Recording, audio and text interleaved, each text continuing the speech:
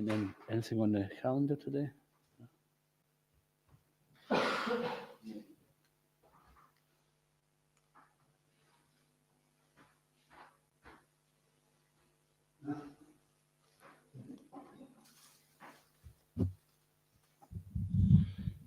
So just before Bhagavatam class, we read a little from Nectar of Devotion.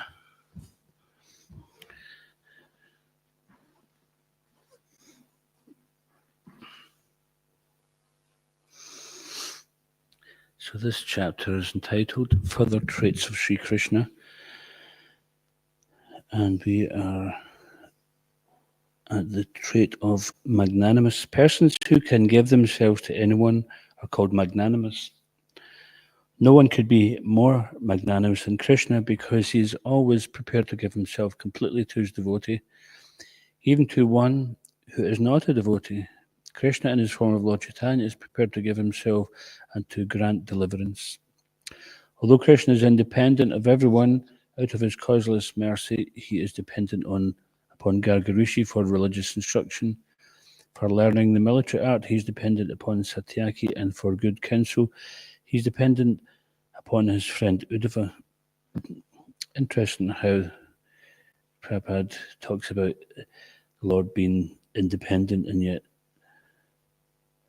under this title of magnanimous, he's making out that he's dependent on different people because the devotees want to relate to the Lord in a certain way. So he thinks, okay, I can be your child, I can be your student, yeah, I can be your friend, like that. So the Lord is so magnanimous that he becomes whatever the devotee wants, how a devotee wants to relate to him.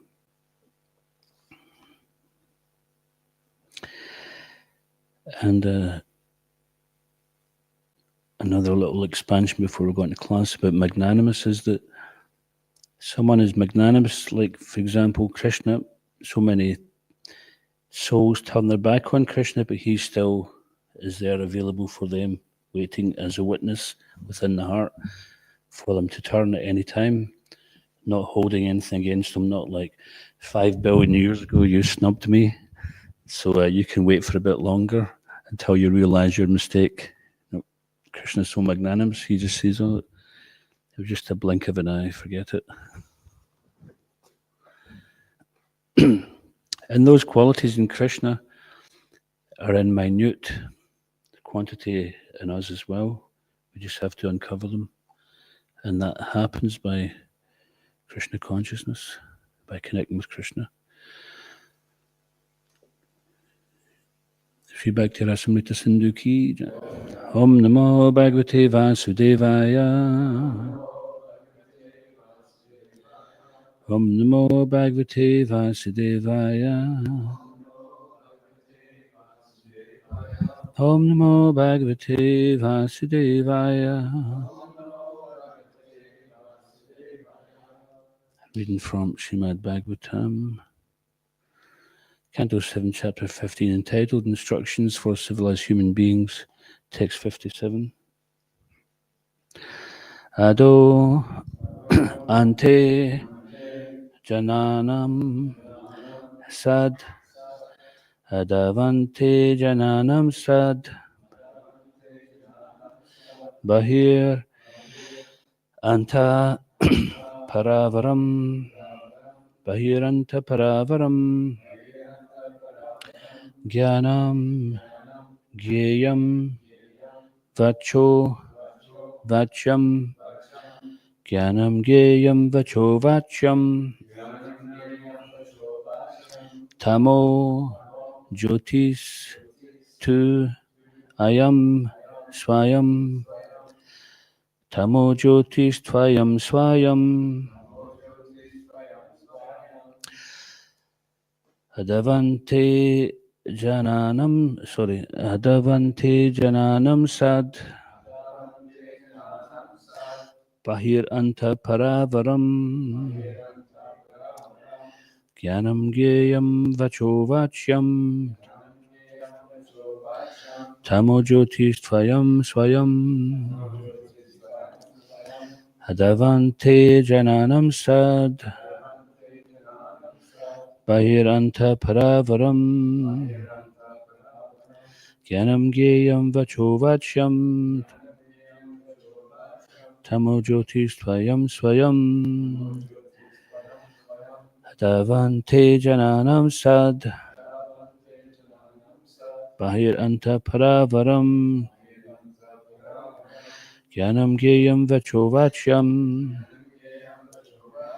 Tamo Jyotis Tvayam Swayam. Please chant.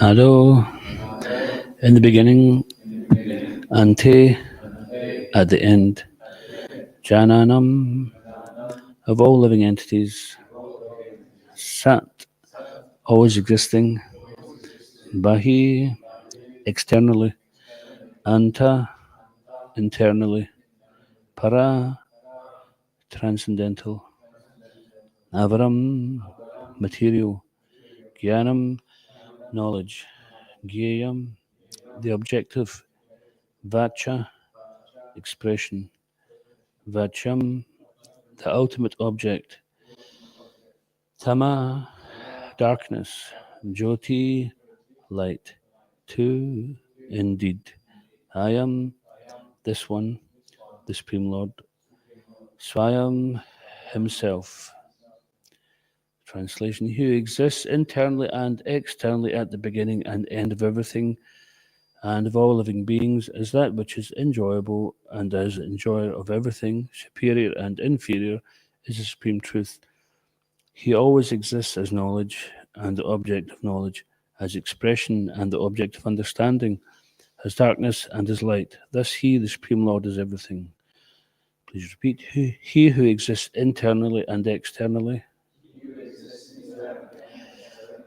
at the beginning and end of everything, and of all living beings, as that which is enjoyable, and as the enjoyer of everything, superior and inferior, is the supreme truth. He always exists as knowledge and the object of knowledge, as expression and the object of understanding, as darkness and as light. Thus he, the Supreme Lord, is everything. Srila Prabhupada's purport. Here the Vedic aphorism, Sarvam Kalvidam Brahma, is explained. It's also explained in the Chatushloki of Bhagavatam, Aham eva sam eva agre. The Supreme Lord existed in the beginning. He exists after the creation and maintains everything. And after destruction, everything merges in him. As stated in Bhagavad Gita, Prakritim yanti mamikam. Thus, Supreme Lord is actually everything. In the conditioned state, we are bewildered in our understanding, but in the perfect stage of liberation, we can understand that Krishna is the cause of everything. Ishvara, Parama Krishna, Satchidananda Vigraha, Anadir Adir Govinda, Sarvakaran Karanam. Krishna, who is known as Govinda, is the supreme controller. He has an eternal blissful spiritual body. He is the origin of all. He has no other origin, for he is the prime cause of all causes.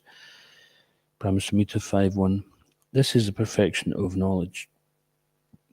Om Agyanatimirandasya Gyanjanasalakaya Chakshurmilitam Yena Tasmai Shri Gurave Namaha. Bekam Karoti Vachalam Bhagam Lagayate Girim Yatkripatam Ham Vande Shigrim Din Taranam Namam Vishnupadaya Krishna Prasthaya Bhutale Shrimati Bhaktivedanta Swami Namane Namaste Saraswati Devi Gauravani Pacharani Nirvishesha Shunyavadi Paschatire Shtarane Jai Shri Krishna Chaitanya Prabhu Nityananda Shri Advaita Gadadhara Shri Vasadi Gauravakta Vrinda Hare Krishna Krishna Krishna Hare Hare Hare Rama Rama Rama Hare Hare. He who exists internally and externally at the beginning and end of everything and of all living beings is that which is enjoyable and is the enjoyer of everything, of everything, superior and inferior. Is the supreme truth. He always exists as knowledge and the object of knowledge, as expression and the object of understanding, as darkness and as light. Thus he, the Supreme Lord, is everything.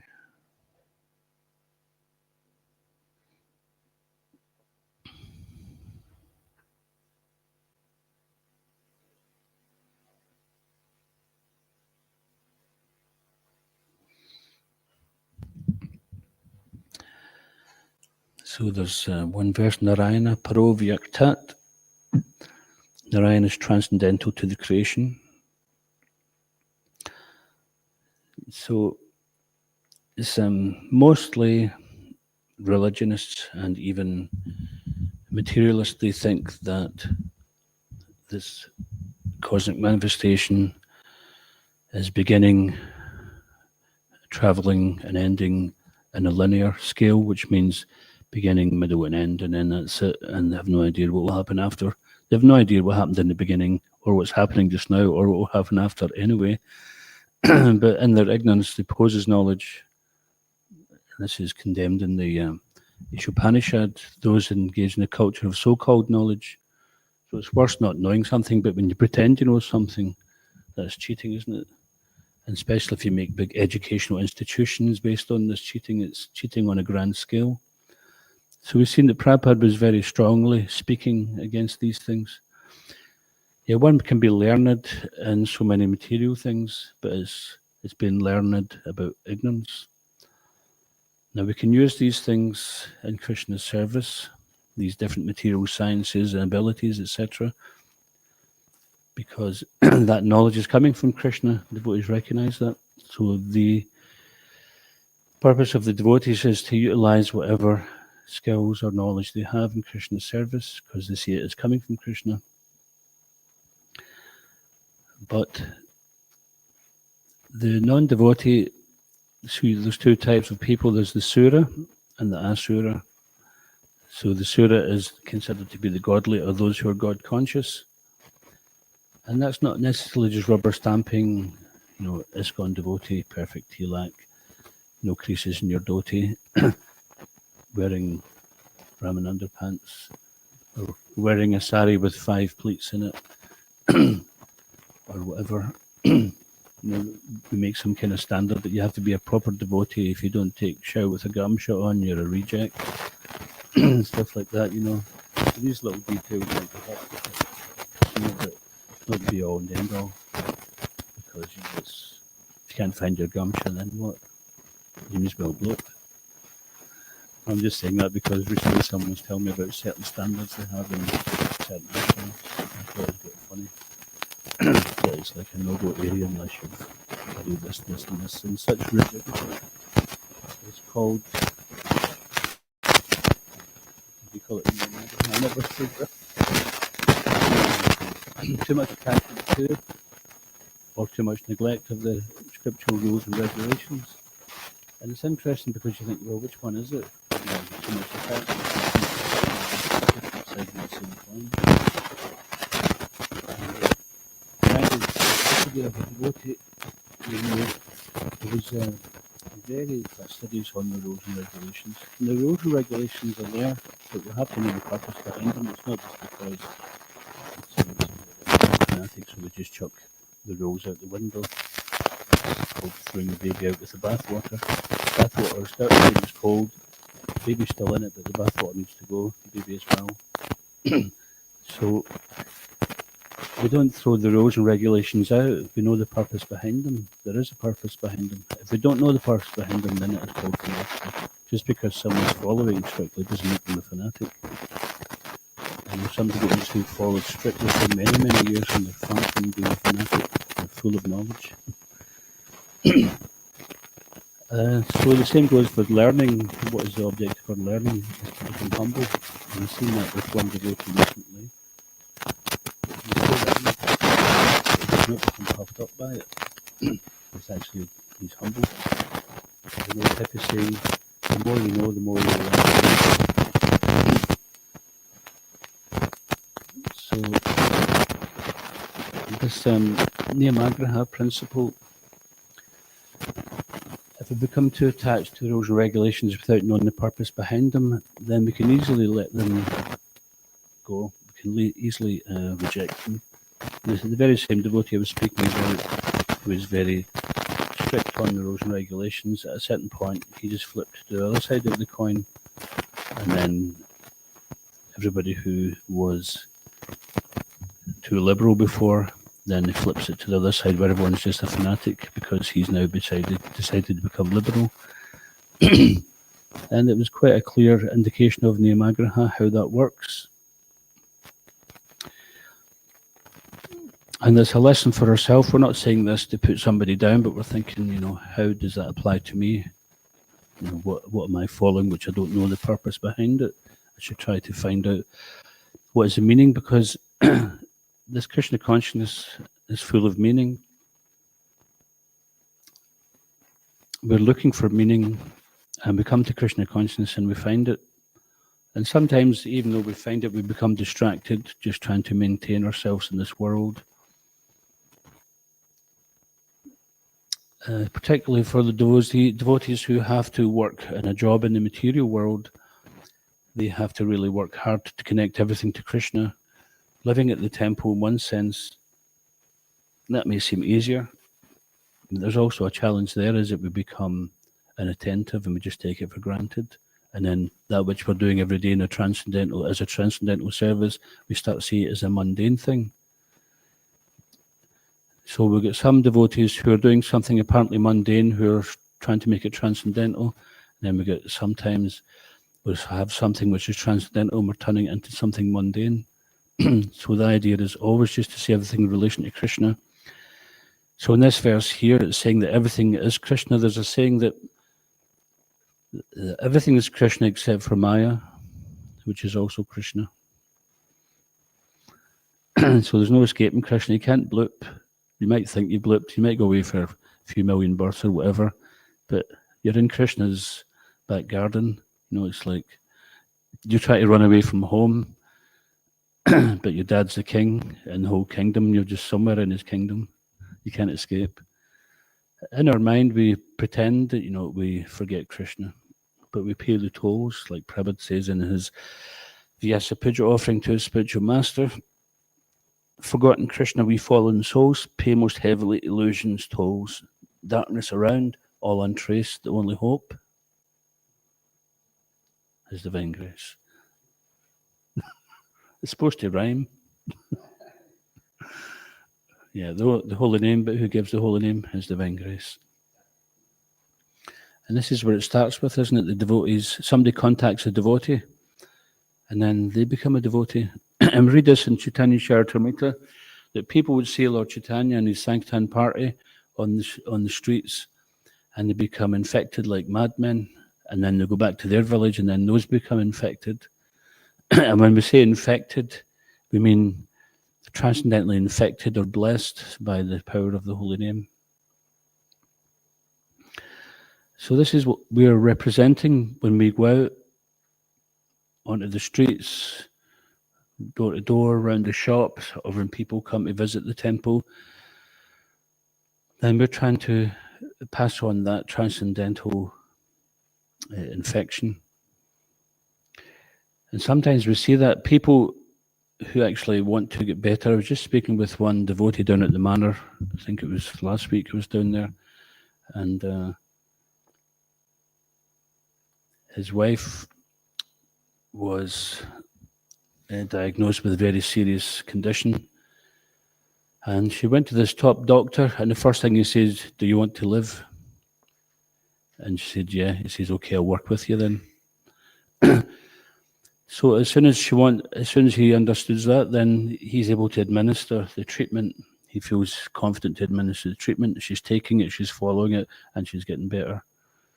So the same with many people meet devotees on the street, many people pass through the temple, but do they want to get better?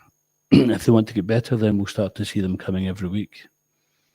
And this is quite joyous. Just like on Sunday, there was one family came for the second time, and the first time they came was a week before, and that's a sign. Like, and you can see them making the connections there. This is what they're looking for.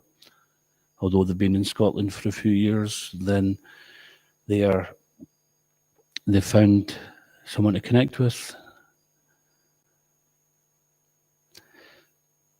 And this is for us as well. You know, we had so many opportunities, so many experiences in the material world, but ultimately we concluded that we were looking for something which we couldn't find out there, and we found it in Prabhupada's books, and it brought us here, and it keeps us going day by day. What's that song? Sudabhakata Charnarenu Bhajana Anukula.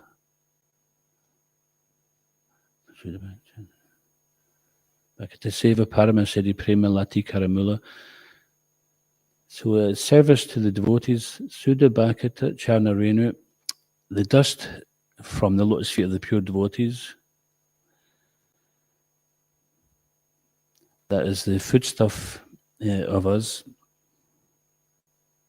of the devotee.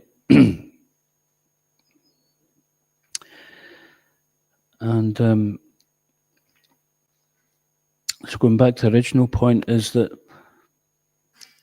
we're very fortunate because we have come across the knowledge from the Bhagavatam. We'll find that, as Prabhupada says in the Bhagavad Gita introduction, that in the Bhagavad Gita, you will find all the truths you'll find in other religious scriptures, but you'll also find truths there which you won't find elsewhere.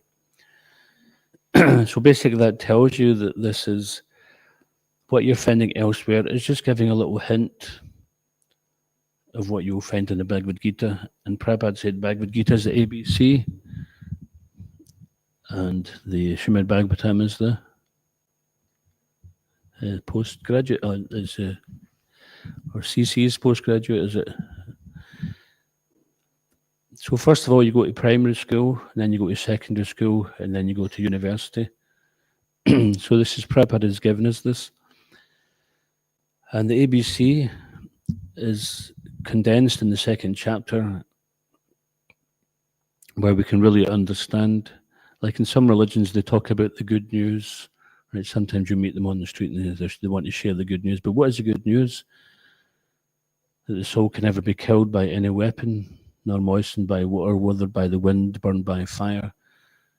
The soul is eternal, immutable, eternally the same. It's part and parcel of Krishna. There was never a time when we did not exist.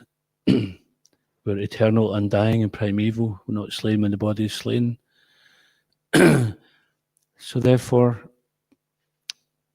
with that knowledge, such detailed explanation, Krishna very clearly goes through all the different considerations you could imagine for how the soul might cease to exist, and he just refutes that and says, you know, the soul is eternally. Even material scientists, they talk about transformation of energy, or the thermodynamics, where energy is just transformed from one thing to another, from potential, kinetic, heat, etc. It just goes from one thing to another. So what to speak of the energy which is animating the body? So when we take this knowledge to the people and explain to them they're not the body, first of all, it's just like there's so much of the body they think you're just from another planet. Think, what are you talking about? What kind of statement is that? I've never heard such talk before. But gradually this is starting to filter into society. People are talking in such ways. It's like I remember Pragosh, he had shared with us one experience of something in Dublin. There was some big function going on, and some dignitary was glorifying well-being in the country, yoga, vegetarianism, things like this. And he says, and don't forget where it all started from. It was from the Hare Krishnas. He attributed the growth in these good things in society to the Hare Krishnas. And this is directly what Prabhupada said. Sometimes Prabhupada would say like one short sentence, and it's like a lifetime's work for someone. This is how much potency is there. Or you can see a whole global plan unfolding just by Prabhupada saying a few words, because it's the absolute truth. Yeah, so there was one devotee was asking Prabhupada in the morning walk that Prabhupada, there's so much sinful activity going on in the world, then shouldn't there be some like major global karmic reactions? And Prabhupada says yes. He says, so is it the Sankirtan movement, which is it because of the Hare Krishna movement that this is not happening? He says yes. The Sankirtan movement is holding back the tide of Kali, so therefore we should push this on. And some people might appreciate it, but some people might not. But because we know it and we keep the association of others who know that and appreciate it, we're not like perpetuating, we're not just like bolstering some imaginative lie or something like, oh yes, we're saving the world, keep telling yourselves that, we might believe it one day. No, we see it's true for us, it's true for anyone who takes to this process. It's a science, it's not a belief. The science of Krishna consciousness works for anybody who applies it. Tamal Krishna Maharaj was given a lecture in Fiji. You can see there's a film of it. It was called God's Competitor. I don't know if anyone's seen it. So it was in this lecture hall, and he was on the stage, and someone asked a question about what he thought of some kind of bogus yogi guy. I won't mention his name because it's Bhagavatam class. He doesn't merit to have his name mentioned. So it was some bogus yogi with a big funky hairdo. And he says, what do you think? This man stood up and said, what do you think of such and such? And he says, I don't really know anything about him. And then someone stood up and said, actually, this man is his secretary in the island. He's making out he doesn't know anything about him, but he's his right-hand man here. So Tamal Krishna Maharaj was very kind. He says, I don't know anything about him. He says, tell me about him. He says, oh, he can produce some apples. He says, okay, good. How much are the apples? If you go down to the marketplace, how much can you get? How many apples? Oh, maybe 5 or 6. Okay, how much is that? 50 cents, okay. But he can produce some ashes. Okay, if I go to the crematorium, I can get ashes for free. Gold, how much gold? Oh, maybe about $50 worth or something. He says, damn cheap God. He says, but I guarantee if you're trying to hire Krishna for 6 months, 16 rounds a day, following his regulative principles for 6 months, I guarantee that you won't be following this man. He says, I offer you $10,000. You give him a challenge. I'll give you $10,000 if you do this for 6 months and it doesn't work. If that happened in Scotland, you'd have a big queue at the door. But the fact is, it would work.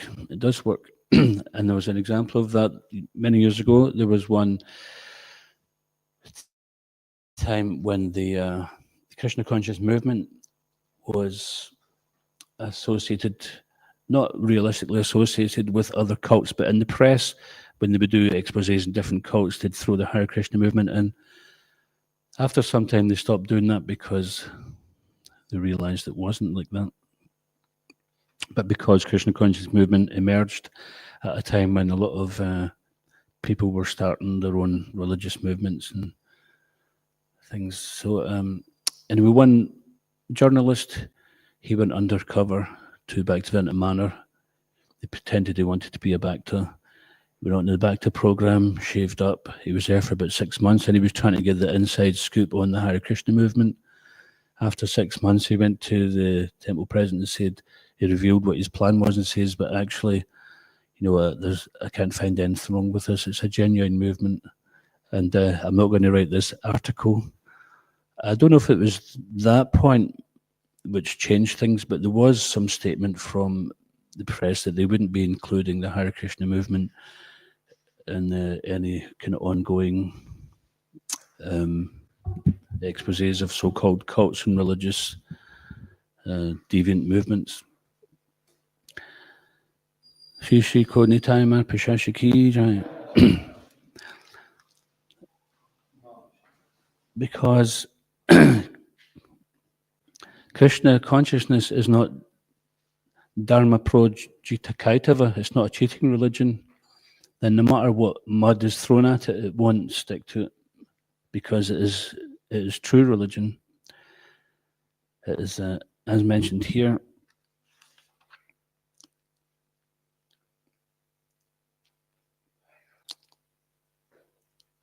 just try to find the actual word.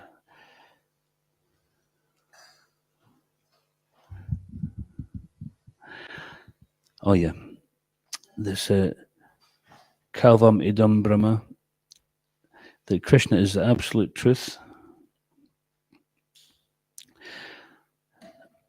And sometimes people, they don't want to accept that there is an absolute truth, but this is a bit of a con, when they say, oh, there's no absolute truth. So then such a statement must be the absolute truth.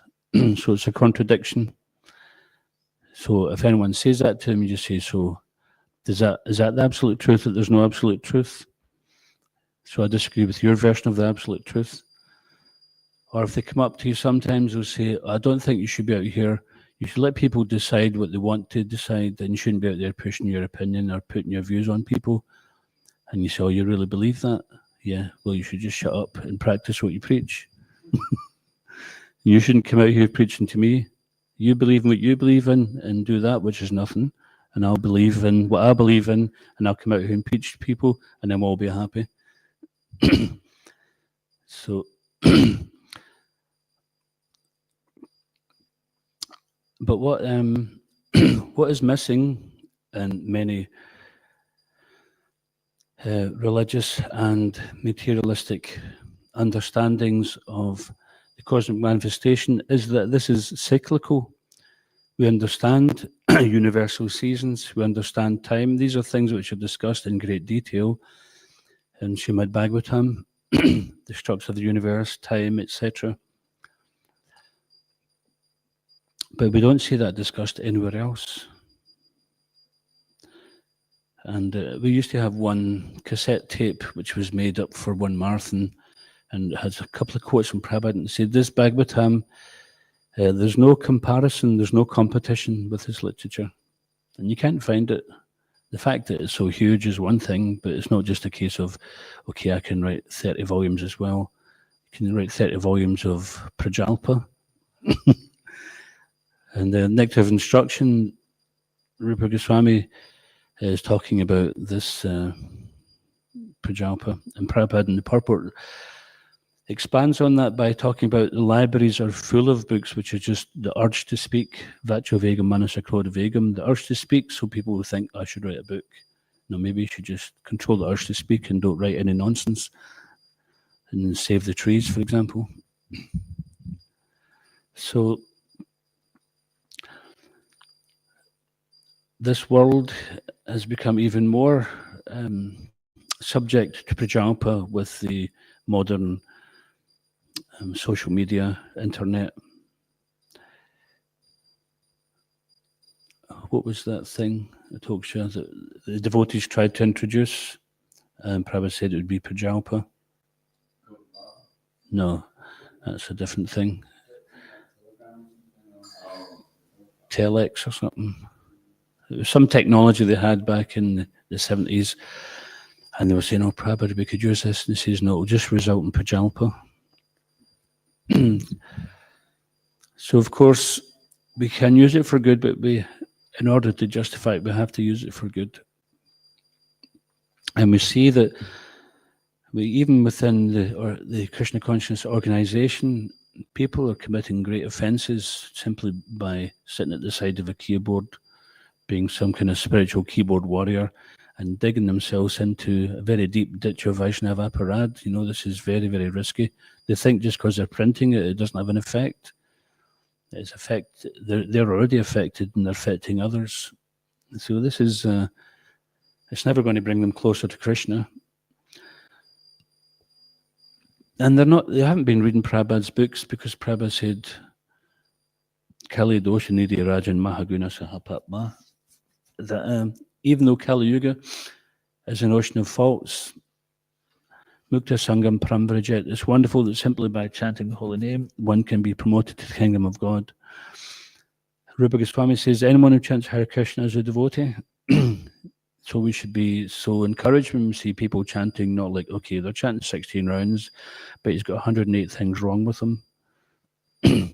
No, there's 3 things wrong with us because we're pointing the finger at one. And so they say when you're pointing the finger at someone, there's 3 pointing at you.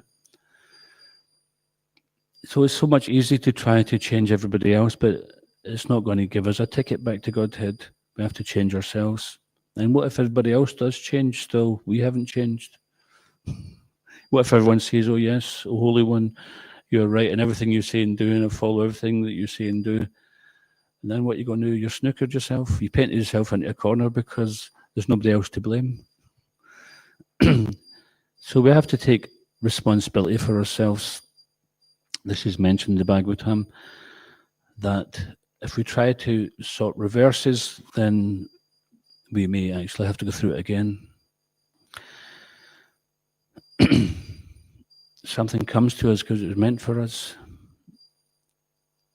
If it was meant for someone else, it would have went for the other person.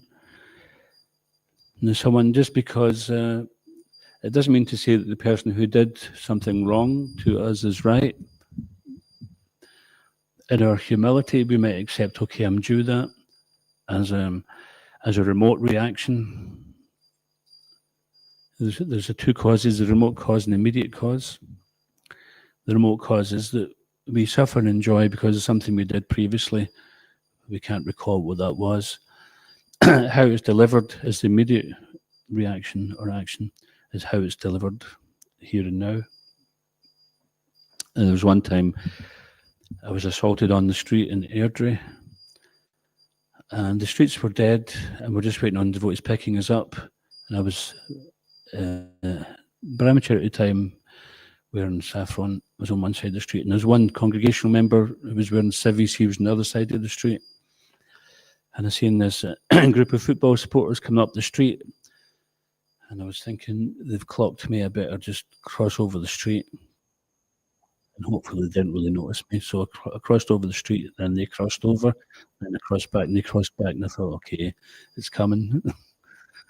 And didn't really. And in these situations, you often think if you run away and they catch you, it gets worse. So, and I was expecting the devotees to arrive at any time. I was thinking maybe they'll just come just in the nick of time, but they didn't. Got a little slap. And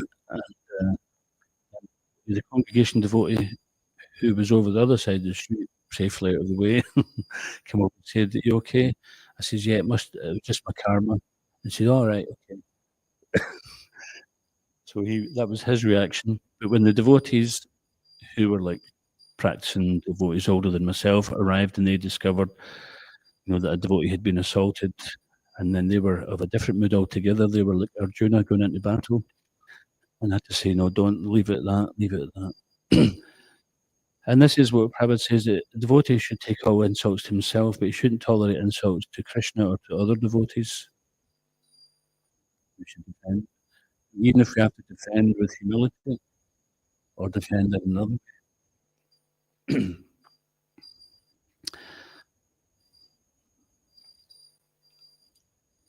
So knowing, after many Bhavanam Janmanavanti Gyanavam Papajanti, after many births and deaths, one who's in knowledge, who actually knowledge surrenders unto me, knowing me to be the cause of all causes, and all that is, such as a great soul is very rare. So we shouldn't take devotees cheaply. even Prabhupada said that one should seek the association of a pure devotee or devotees. So sometimes people say, well, I'm not going to accept, this movement, temple, or this group of devotees because I won't accept the guru from ISKCON because there's no pure devotees, which would mean they must be in such a high position to be able to judge that, which is very humble of them. But Prabhupada says the association of pure devotees or devotees. So even if you're not able to find a devotee because they're not there or you can't see them, then uh, he removes any excuse to say, well, I can't surrender because I can't find any devotees to surrender to.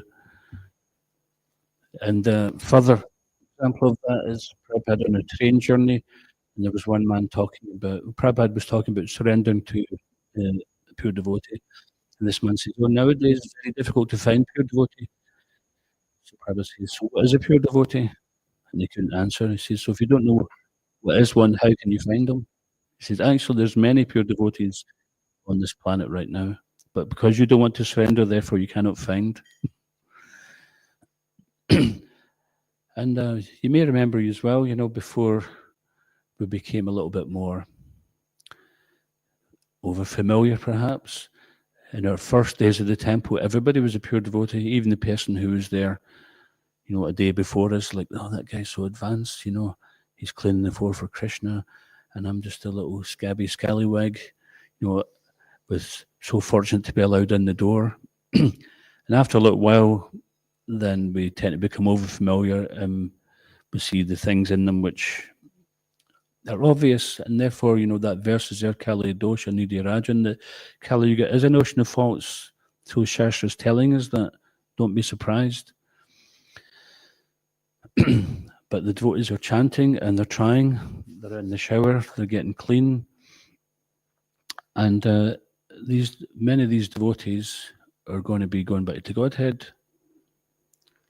And if not, after this lifetime, then very soon after, because this potency is so pure. Prabhupada said, if you dedicate one life to this Sanktan movement, guaranteed go back to Godhead after this life.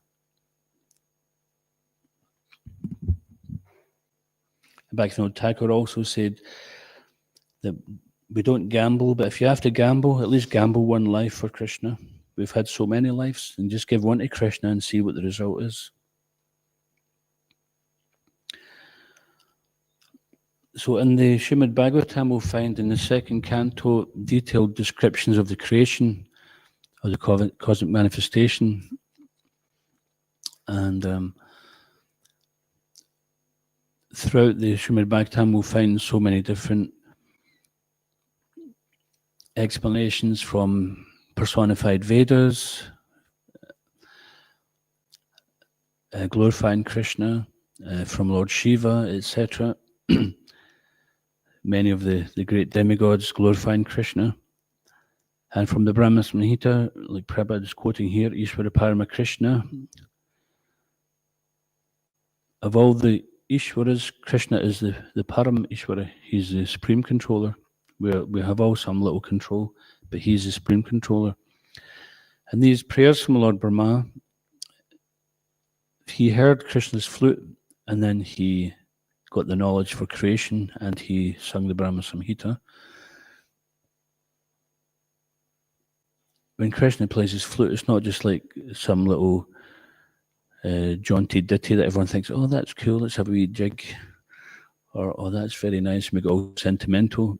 No, when Krishna plays his flute, that sound vibration is Krishna himself. When it enters into your ears, then this is non-different from Krishna, like his holy name is non-different.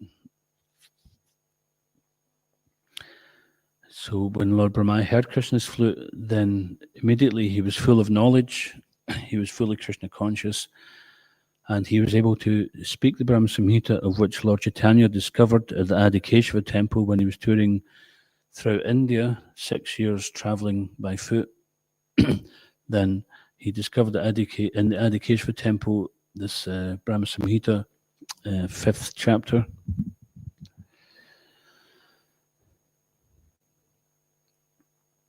And there's so much knowledge in that Brahma Samhita of Krishna existing before, during, and after the creation. So this verse, Narayana Pravyaktat, means Narayana is transcendental to the creation, means that before the creation there was Narayan. Narayan is maintaining the creation, and after the creation, after the dissolution, then Narayan will be existing. So it takes us back to this verse, Natvevaham Jatuna Samnatvam Namejanadipat Nachavam Na Bhavishamat Sarvivayam Ataparam. Never was there a time when I did not exist, nor you, nor all these kings, nor in the future shall any of us cease to be. So people may speculate about the origin of the universe, how long it's been there, how it came about. And all these various things are a distraction, because even if they happen to get the measurements more accurate than it says in the Bhagavatam, it's not going to save their skin at the time of death.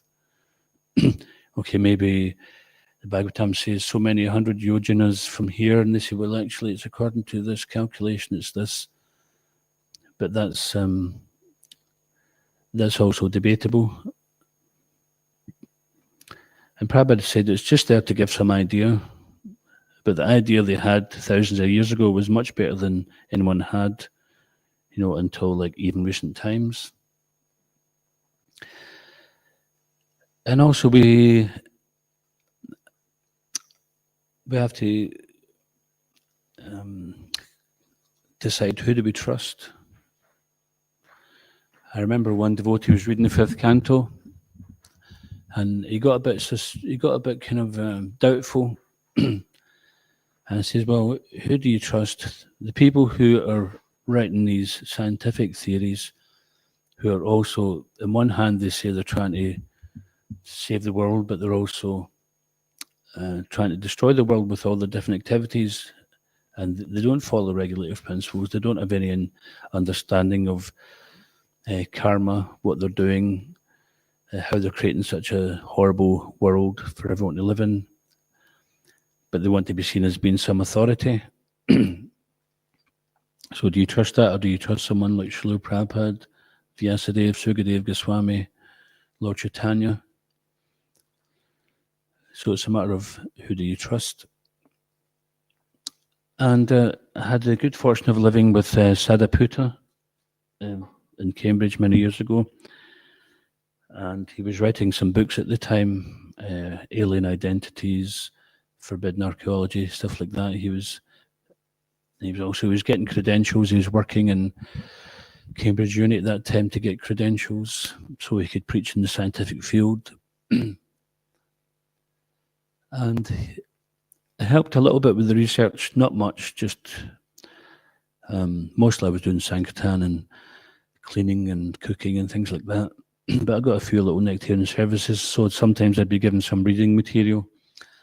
They showed me some newspaper article, because they have archives in the university libraries of newspapers going back, long, long time. So there was one newspaper article which said, they showed you a picture of the missing link in their family and their surroundings, and they got all this from, they found a tooth, which they said was the tooth of the missing link, and they were able to determine the whole lifestyle of this missing link with their family and all, and Mr. and Mrs. Missing Link and baby links, etc. Many links. And then 6 years later, there's another article come out, and it was discovered it was the tooth of an extinct pig. And Sadapur was saying that this was happening regularly at the time, because the term mad scientist was a term which was used quite a lot, because they were so desperate to get some traction. They were coming up with so many different things like that. And yet we got to believe them. Oh, but they said it's this. Oh, it must be true, because they use a big word. I don't know what the word means, and they seem to be more intelligent than me. So they create words for themselves, like we said so many times. The missing link. They can't find the missing link, so they make a term up called punctuated equilibrium. Wow. So that's what it is. Thanks for enlightening me. Another lie. The only thing which is punctuated equilibrium is their status. They've catapulted themselves into some status which is actually not true. And the knowledge of Bhagavad Gita, the more we take this knowledge in on a daily basis, hearing it and passing it on to others, then the more that knowledge becomes real. And just to finish with, Prabhupada says, in the conditioned state we are bewildered in our understanding. So even though sometimes people are posing themselves to be in knowledge and they're very expert at posing it, some people are so expert at lying that they could convince somebody that black is white and white is black. They're so expert at lying.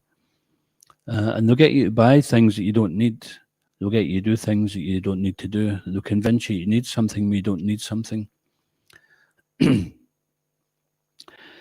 But on the other hand,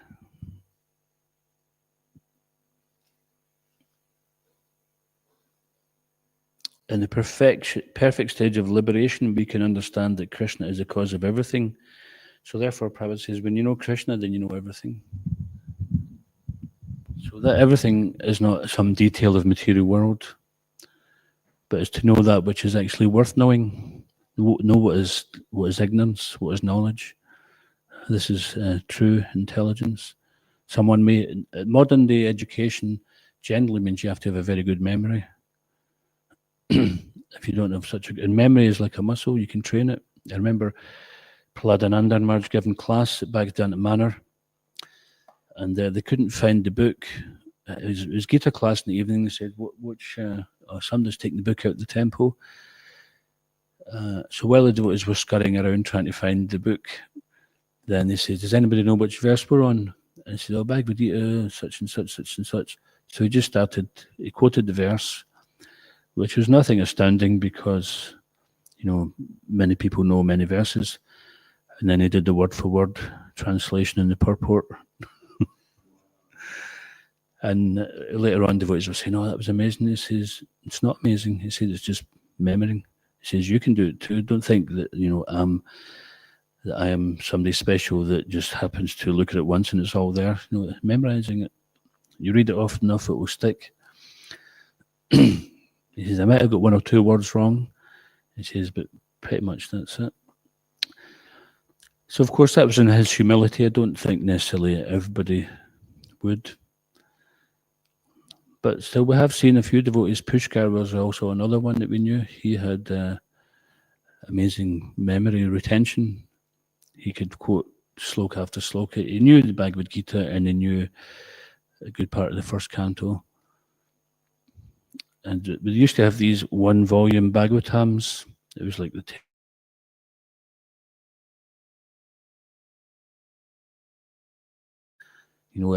because we used to have these sloka cards, and he said, Pushkar, could I see your sloka book? And he had the one-volume Bhagavatam, and he says, that's my sloka book, boy. So he was trying to memorize the whole thing. Okay, so anyway, this it's not just book knowledge, it's vijnana. That's what we're interested in. We're interested in living that knowledge. We want it to become real, so that as we become devotees, we're not just imitating devotees. So in this way, we take a step towards Krishna and he clears that path. He takes many steps towards us. And because understanding Krishna means understanding everything, then we won't have any lacking in our understanding. Anyone get any questions or comments? I talk stupid.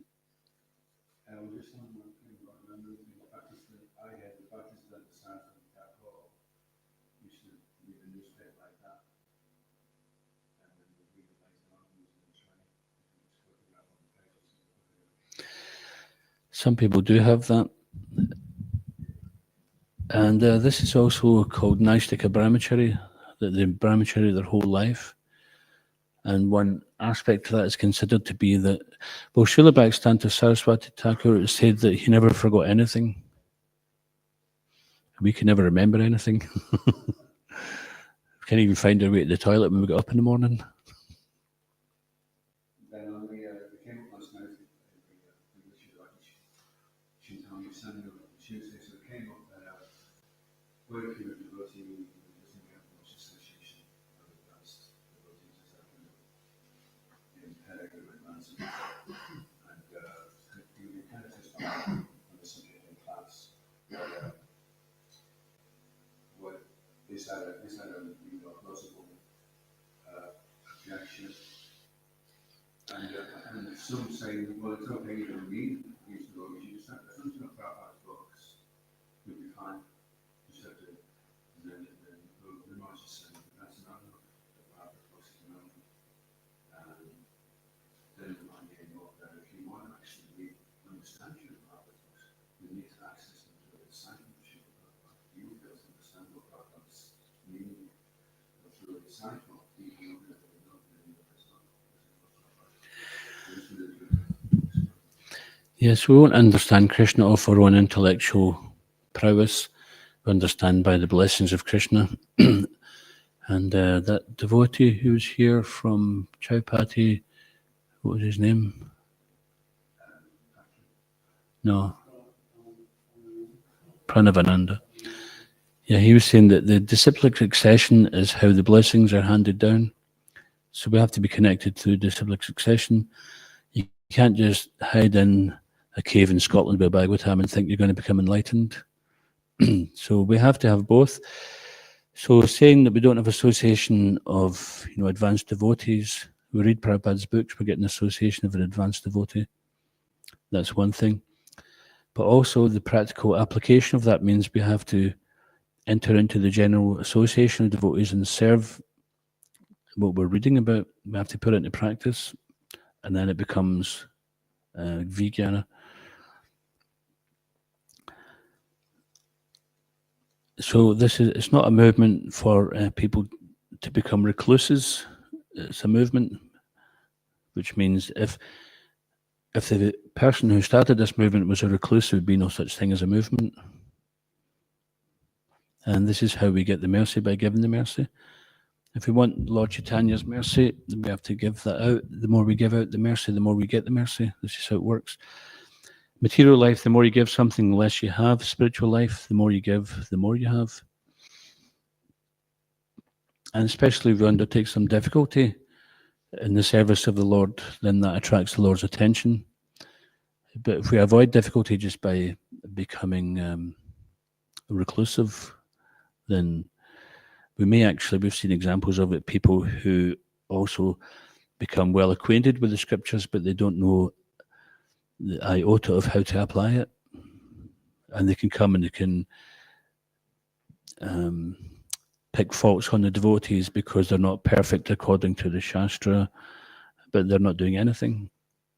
So we have to apply it, and applying it means we have to have someone who can be governing us to see are we applying it correctly. I'll give a funny example.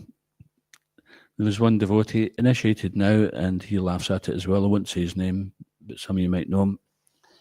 So he'd been reading Bhagavad Gita, and he'd been visiting the program we had in Edinburgh at the time for some time.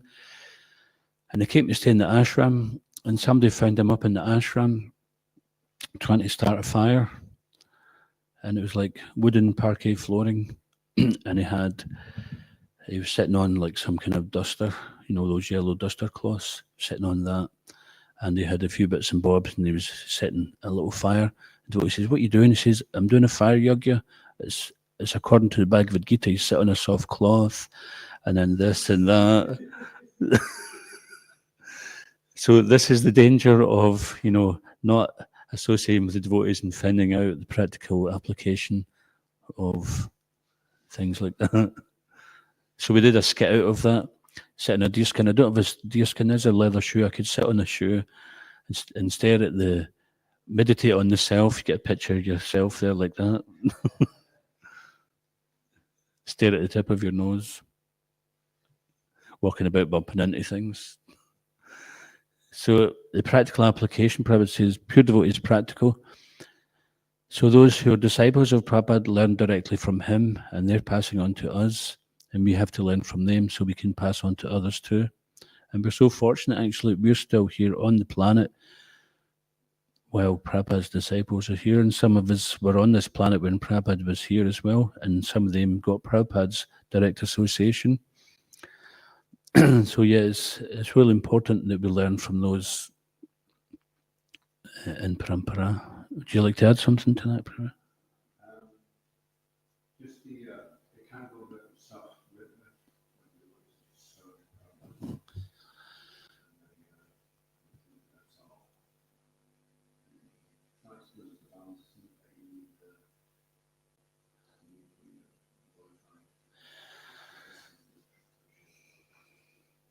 Well, first of all, we do have to focus on Prabhupada's books, so we know that anything we read after that, if it's aligned with Prabhupada's books, we have to be very well acquainted with Prabhupada's books. And then everything measures up to that. If it measures up to it, that's fine. If there's something which doesn't quite measure up, then we may have some questions about that.